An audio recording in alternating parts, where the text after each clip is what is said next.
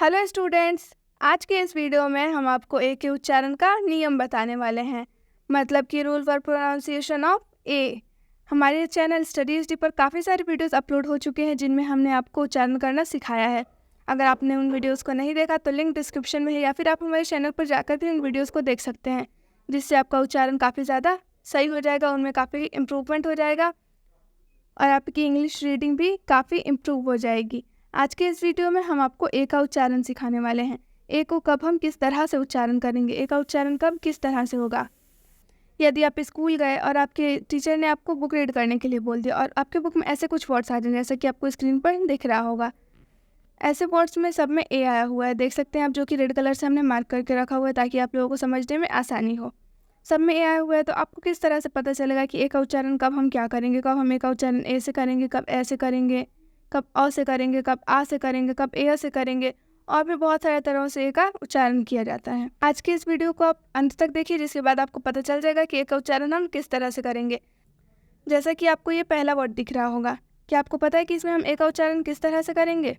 इसमें हम ए का उच्चारण करेंगे ऐसे, इसमें हम ए का उच्चारण ऐसे करेंगे, जिसका ए का मात्रा इस तरह से होता है। हम ए को इस तरह से पहचानते हैं। इसे हम कैसे पढ़ेंगे? इसे हम पढ़ेंगे कैट। कैट में आप देख सकते हैं ऊपर यहाँ पर ए की मात्रा लगा हुआ है, क्योंकि कैट में हम ए को ऐसे पढ़ते हैं, ठीक है। कैट, आप ध्यान से सुनिए, इसमें ए का उच्चारण ऐसे हो रहा है, कैट।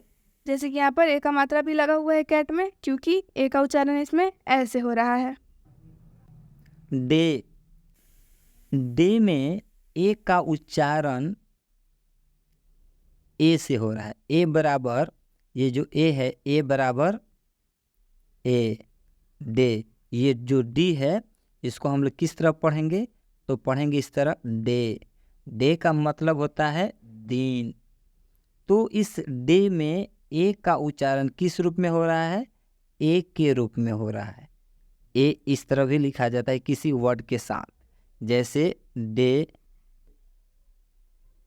पे, से, इस सब में ए जुड़ा है, मतलब कि ड प्लस ए बराबर डे।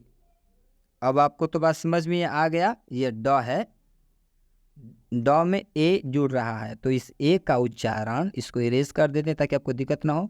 इस ए का उच्चारण क्या हो रहा है? ए हो रहा है, तो ड प्लस ए बराबर डे। आई होप यहाँ तक तो बात आपको समझ में आ ही गया होगा। अब आप नेक्स्ट एग्जाम्पल देखिए, क्या है नेक्स्ट एग्जाम्पल? कार। कार में ए का उच्चारण हो रहा है आ से। कार में ए का उच्चारण आ से हो रहा है, जिसे हम हिंदी में इस तरह से लिखते हैं, इसका मात्रा इस तरह से होता है। कार को हम हिंदी में किस तरह से लिखेंगे? क में आ की मात्रा लगा के र लिखेंगे, कार, ठीक है। क्यों इस तरह से लिख रहे हैं? क्योंकि क प्लस आ प्लस र। अभी आप यहाँ पर देखिए, क में आ की मात्रा लगाएंगे तो का हो जाएगा, और र यहाँ पर र हो जाएगा, कार। तो कार में ए का उच्चारण किस तरह से हुआ है? कार में ए का उच्चारण हुआ है आ की मात्रा से। कार में ए का उच्चारण आ की मात्रा से हो रहा है। फेयर, ए का उच्चारण ए अ से हो रहा है, फे अ। यहाँ तक तो बात आपको समझ में आ गया। फेयर में ए का उच्चारण ए अ से हो रहा है। इसके भी सारे रूल्स है जो हम आपको आगे बारी बारी से समझाएंगे। कुछ वर्ड्स है जो आपको समझाने का हम लोग कोशिश कर रहे हैं कि कब ए पढ़ेंगे, कब ए पढ़ेंगे, कब आ पढ़ रहे हैं, और कब ए अप पढ़ रहे हैं, ए अ। रेगुलर, रेगुलर में इस ए का उच्चारण अ से हो रहा है। रेगुलर में इस ए का उच्चारण अ से हो रहा है। अभी आपको बताया गया है कैट, तो कैट में ए का उच्चारण ए से हुआ है। डे में ए का उच्चारण ए से हुआ है। कार में ए का उच्चारण आ से हुआ है। फेयर में ए का उच्चारण ए अ से हुआ है। बॉल में ए का उच्चारण अ से हुआ है, और रेगुलर में ए का उच्चारण अ से हुआ है। इन सभी के रूल्स जो हम आपको बारी बारी से समझाएंगे, कब ए को ए पढ़ेंगे, कब ए को ए पढ़ेंगे, कब आ पढ़ेंगे, कब अ पढ़ेंगे, या कब ए अ पढ़ेंगे, कब अ पढ़ेंगे। तो यदि वीडियो के अंत तक यदि आप बने रहते हैं तो आपको इस वीडियो में बहुत ही मज़ा आने वाला है, और बहुत ही इंटरेस्टिंग वर्ड्स आपको मिलेंगे, ताकि आपको इंग्लिश रीडिंग देने में या इंग्लिश को पढ़ने में आपको किसी भी प्रकार का दिक्कत नहीं होगा। आइए अब हम आगे बढ़ते हैं।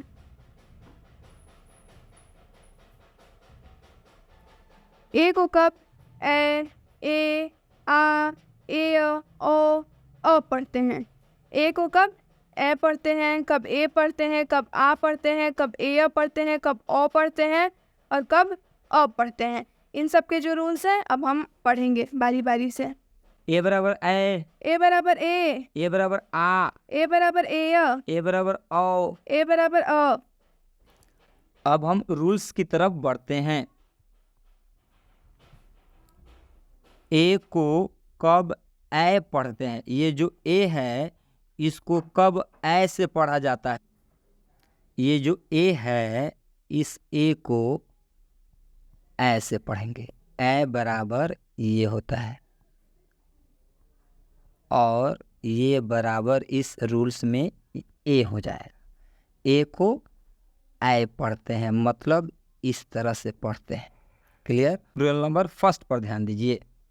जब किसी दो कॉन्सोनेंट्स के बीच ए आए तो ए को ऐसे पढ़ते हैं। ये जो ए है इस ए को क्या चीज से पढ़ेंगे, ऐसे। कब पढ़ेंगे, जब दो कॉन्सोनेंट के बीच ए आएगा तो इस ए को ऐसे पढ़ा जाता है। जैसे में आप ध्यान दीजिए। कैट, कैट में पहले सी कॉन्सोनेंट है, ए आ गया, फिर ए के बाद से टी भी क्या है, कॉन्सोनेंट है। तो दो कॉन्सोनेंट के बीच ए आएगा तो ए को क्या चीज से पढ़ा गया है, ऐसे पढ़ा गया है, ऐसे पढ़ा गया है। कैट, कैट का मतलब होता है बिल्ली। कैट, अब कैट किस तरह लिखेंगे, अगर हिंदी में तोड़ कर अगर लिखना होगा तो लिखेंगे क प्लस ए प्लस ट बराबर, इन दोनों को जोड़ेंगे तो हो जाएगा कै आ ट। कैट मतलब बिल्ली। यहाँ पे स्पष्ट लिखा भी गया है। यहाँ पर दो कॉन्सोनेंट्स के बीच ए आया है इसलिए हम इसमें ए को ए पढ़ेंगे। क्या पढ़ेंगे, ए को क्या पढ़ा जाएगा, तो ए को ए पढ़ा जाएगा। आप यहाँ पर देख सकते हैं स्पष्ट बोला गया है कैट, कैट मतलब बिल्ली। मैड, एम कंसोनेंट है, उसके बाद से ए आया है, फिर ए के बाद से डी आया है, डी भी कंसोनेंट है। तो दो कंसोनेंट के बीच यदि ए आता है तो इस ए का उच्चारण ऐसे होता है, मैड। मैड मतलब पागल। यदि हम मैड को तोड़कर लिखते हैं तो म प्लस ए प्लस ड बराबर, इन दोनों को साथ में जोड़ेंगे तो हो जाएगा मैं आ ड। मैड मतलब पागल। तो क्यों मैड पढ़ा जा रहा है, क्योंकि दो कंसोनेंट के बीच ए रहता है तो इस ए का उच्चारण ऐसे हो जाता है। और यहाँ पे हमने स्पष्ट लिख भी दिया है ताकि आपको किसी भी प्रकार की दिक्कत ना हो सके। यहाँ पर दो कॉन्सोनेंट्स के बीच ए आया है इसलिए हम इसमें ए को ऐसे पढ़ेंगे। देख लीजिए इसमें ए को ऐसे पढ़ा गया है। नेक्स्ट आगे बढ़ा जाता है। हैट, हैट में पहला एच कॉन्सोनेंट है, फिर ए है, फिर टी भी क्या है, कॉन्सोनेंट है। तो दो कॉन्सोनेंट के बीच ए आया है तो ए का उच्चारण ऐसे हुआ है, हैट। हैट मतलब टोपी। यहाँ पे स्पष्ट लिख भी दिया गया है। यहाँ पर दो कॉन्सोनेंट्स के बीच ए आया है इसलिए हम इसमें ए को ए पढ़ेंगे। ए को क्या पढ़ा जा रहा है, ए को ऐसे पढ़ा जा रहा है। तो यहाँ तक आपको बात समझ में आ गया। क्या ऐसे फैक्ट्स आपको पता थे? यदि पता था तो आप कमेंट में बताएं, यदि नहीं भी पता था वो भी आप कमेंट में बताएं। अब हम ए के दूसरे रूल की तरफ बढ़ते हैं। ए का दूसरा रूल क्या है? ए का दूसरा रूल है ए को कब हम ए पढ़ते हैं, यानी कि इस ए का उच्चारण कब ए से होता है। ए का उच्चारण कब ए से होता है। ए का मतलब क्या होगा, ए का मतलब ये ए जिसे हम हिंदी में इसका मात्रा इस तरह से लिखते हैं। ठीक है, समझ में आ गया। इसको हम कब ए से पढ़ेंगे। ए को ए से पढ़ने के लिए इसके 3 रूल्स होते हैं, 1 2 3, जिसमें अभी हम आपको पहला रूल बताने वाले हैं। तो आइए देखते हैं कि पहला रूल क्या है। पहला रूल ये है कि जब ए के बाद वाई आए तो ए को ए से पढ़ते हैं, जब ए के बाद वाई आए तो ए को ए से पढ़ते हैं। ये जो ए है, किसी भी शब्द में अगर ए आए और उस ए के बाद से वाई आए तो ए का उच्चारण किस तरह से हो जाएगा? ए का उच्चारण हम ए से करेंगे, यानी कि ए की मात्रा से करेंगे। अब आइए हम इसके एग्जाम्पल्स देखते हैं। जैसे कि एग्जाम्पल में क्या क्या है? एग्जाम्पल में सबसे पहला एग्जाम्पल है डे। डे में आप देख सकते हैं कि ए के बाद से वाई आया हुआ है। डे में ए के बाद से वाई आया हुआ है, इसलिए हम डे को ए की मात्रा से पढ़ रहे हैं। इसका मतलब कि ड plus A, D plus A is equal to क्या हो जाएगा? डे। देख सकते हैं आप यहाँ पर स्पष्ट डे लिखा हुआ है, क्योंकि ए को हम इसमें ए की मात्रा से पढ़ रहे हैं। ए की मात्रा से क्यों पढ़ रहे हैं? क्योंकि ए के बाद से वाई आया हुआ है। डे का मतलब होता है दिन। यहाँ पर ए के बाद वाई आया है, इसलिए हम इसमें ए को ए से पढ़ेंगे।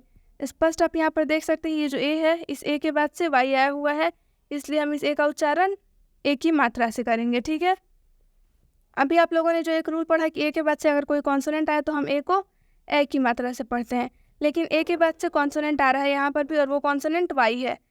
वाई है, फिर भी हम इसमें ए की मात्रा से पढ़ रहे हैं, ना कि ए की मात्रा से पढ़ रहे हैं। क्यों ए की मात्रा से पढ़ रहे हैं? क्योंकि वाई एक्सेप्शन में है। ए के बाद से कभी भी वाई आएगा तो हम उसे ए ना पढ़कर उसे हम ए पढ़ेंगे। ठीक है, समझ में आ गया बात आप लोगों को यहाँ तक?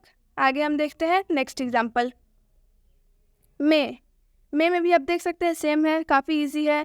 ए के बाद से वाई आया हुआ है, इसलिए हम इसमें म को ए की मात्रा से पढ़ेंगे। इसका मतलब म को हम में पढ़ेंगे। म plus A is equal to में। बहुत ही आसान सा रूल है। में का मतलब होता है सकना, यहाँ पर स्पष्ट लिखा हुआ है। यहाँ पर ए के बाद वाई आया है, देख सकते हैं आप, यहाँ पर ए के बाद से वाई आया हुआ है, ये हम इसमें ए को ए पढ़ेंगे, इसलिए हम इसमें ये जो ए है उसे हम ए पढ़ रहे हैं। ए पढ़ रहे हैं, ए का मतलब ए की मात्रा से पढ़ रहे हैं। एक और एग्जाम्पल देखिए आप, स्टे। स्टे में ए के बाद से वाई आया हुआ है, इसलिए हम इसमें भी ए का उच्चारण ए से करेंगे। स्टे में ए का उच्चारण ए से हो रहा है। स्टे मतलब होता है रहना, यहाँ पर स्पष्ट लिखा हुआ है। यहाँ पर ए के बाद वाई आया है, इसलिए हम इसमें ए को ए से पढ़ेंगे। आप लोगों को ये रूल बहुत ही अच्छे से समझ में आ गया होगा, आई होप, क्योंकि ये काफ़ी इजी रूल था। जब भी ए के बाद से वाई आया तो इस ए का उच्चारण हम लोग ए से करेंगे, मतलब कि ए की मात्रा से करेंगे। तो अब हम नेक्स्ट रूल की तरफ बढ़ते हैं। Rule number 2। अभी आपने रूल नंबर 1 पढ़ा, अब हम आपको रूल नंबर 2 समझाते हैं बहुत ही बेहतरीन तरीका से। जब किसी भी शब्द यानी वर्ड में ए आए और उसके बाद कोई कॉन्सोनेंट आए और उस शब्द के अंत यानी लास्ट में ई आए, तो हम उसमें ए को ए पढ़ते हैं, और ऐसे शब्द में ई साइलेंट होता है। मतलब ये, मेरा कहने का मतलब ये है कि ए के बाद यदि कोई कॉन्सोनेंट आता है, ए के बाद कोई कॉन्सोनेंट आता है और कॉन्सोनेंट के बाद लास्ट में ई आता है, तो पहले याद रख लेना है ई साइलेंट हो जाता है, ई का उच्चारण नहीं करना है। और ये जो ये ए आएगा, इस ए का उच्चारण क्या चीज़ से होगा? ए से होगा। आपको अभी बताए हैं, ये ए बराबर होता है ए, ये इसकी मात्रा होती है, इसकी ये पहचान होती है। बात समझ में आ गया? अब हम आपको एग्जाम्पल समझाएंगे तो आपको स्पष्ट समझ में आ जाएगा। जैसे में नेम में ए आया है, और रूल क्या है कि यदि ए के बाद कोई कॉन्सोनेंट आए और लास्ट में ई आता है तो इस ई का उच्चारण नहीं करेंगे।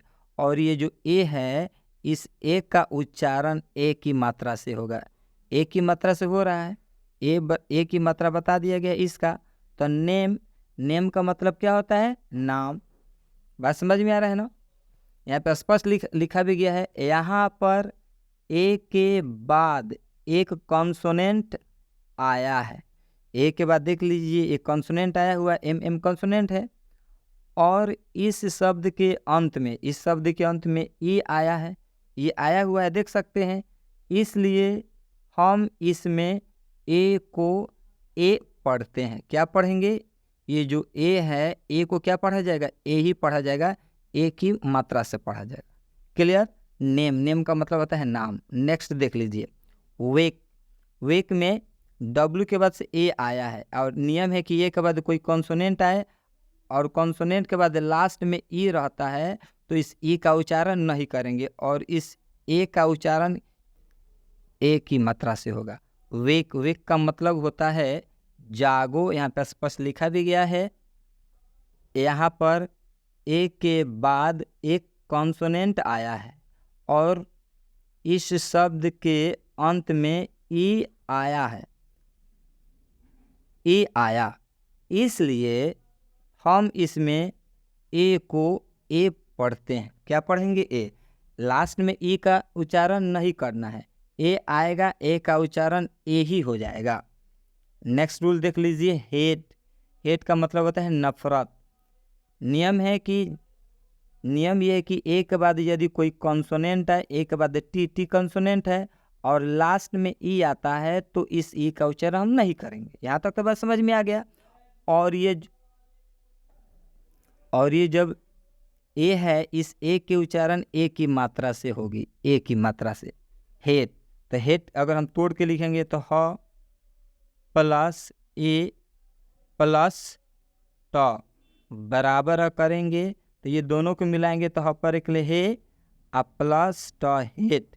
हेट का मतलब हो जाएगा नफरत। देख लीजिए, हम आपको तोड़ के भी समझा दिए। क्लियर?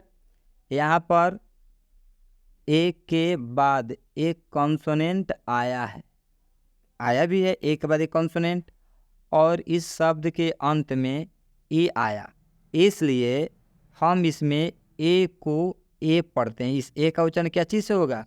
ए से होगा। आई होप यहाँ तक तो बात आपको स्पष्ट समझ में आ ही गया होगा।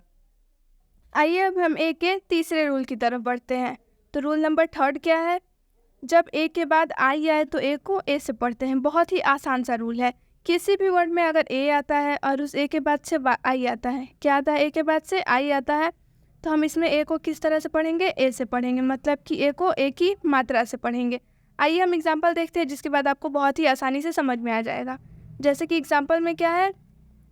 रेन। रेन में देख सकते हैं आप, ए के बाद से आई आया हुआ है, इसलिए हम ए को ए की मात्रा से पढ़ेंगे। र के ऊपर एक की मात्रा लगा हुआ है, रेन। रेन का मतलब होता है बारिश। यहाँ पर ए के बाद आई आया है, इसलिए हम इसमें ए को ए से पढ़ेंगे। स्पष्ट यहाँ लिखा भी हुआ है और यहाँ पे आप लोगों को दिख भी रहा होगा कि ए के बाद से आई आया हुआ है, इसलिए हम ए को ए से पढ़ेंगे। एक और एग्जाम्पल देखिए, फेल। फेल में भी ए के बाद से आई आया हुआ है। बहुत ही आसान सा रूल है, बहुत ही ईजी है। फेल में ए के बाद आई आया हुआ है, इसलिए हम फेल को ए की मात्रा से फॉर्म में ए की मात्रा लगाएंगे तो ये क्या हो जाएगा? फेल। फेल का मतलब होता है असफल। यहाँ पर ए के बाद आई आया है, ए आया है, उसके बाद से आई भी आया हुआ है, इसलिए ए को हम ए से पढ़ेंगे। इसलिए जो ए है इसका उच्चारण हम किस तरह से कर रहे हैं? ए से। ए का मतलब देख सकते हैं आप, फ प्लस ए प्लस ल। इसको जब हम एक साथ मिलाएंगे तो हो जाएगा फ, और ये ए जो है इसका मात्रा फ के ऊपर आ जाएगा, और ल फेल। यहाँ पर उसी तरह से लिखा हुआ है फेल। फेल का मतलब असफल होता है। ठीक है, एक और एग्जांपल देखिए, टेल। टेल में भी सेम वही है, ए है और ए के बाद से आई आया हुआ है, इसलिए टेल में हम ए को ए की मात्रा से पढ़ेंगे। टेल का मतलब क्या होता है? पूंछ। यहाँ पर ए के बाद आई आया हुआ है, ए भी आया हुआ है, आई भी आया हुआ है ए के बाद से, इसलिए हम इसमें ए को ए से पढ़ेंगे। इसलिए जो ए है इसको हम ए से पढ़ भी रहे हैं। देख सकते हैं आप, ट के ऊपर ए की मात्रा लगा हुआ है।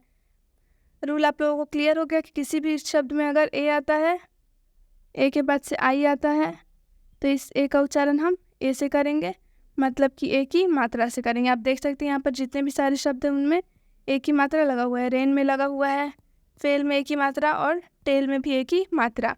बहुत ही ईजी सा रूल है। आई होप कि आप लोगों को समझ में आ गया होगा कि ए को कब कब हम ए पढ़ते हैं। 3 रूल्स थे, तीनों रूल्स हमने आप लोगों को बता दिए। अब हम ए को ए से पढ़ने के लिए उसके 3 रूल्स थे। कितने रूल्स थे? 3 रूल्स थे। तीनों रूल्स हमने आपको बता दिए कि ए को किस तरह से ए से हम पढ़ेंगे, और ए को ऐसे पढ़ने के लिए एक रूल था जो कि हमने आपको बता दिया है। ठीक है, आगे दूसरा जो पार्ट आएगा इसका, उसमें हम और भी आपको बताएंगे कि ए को कब हम आ पढ़ते हैं, कब अ पढ़ेंगे, कब ए पढ़ेंगे, सब बताएंगे। वीडियो काफ़ी लंबा हो रहा है, इसलिए हम वीडियो को यहीं पे एंड करते हैं।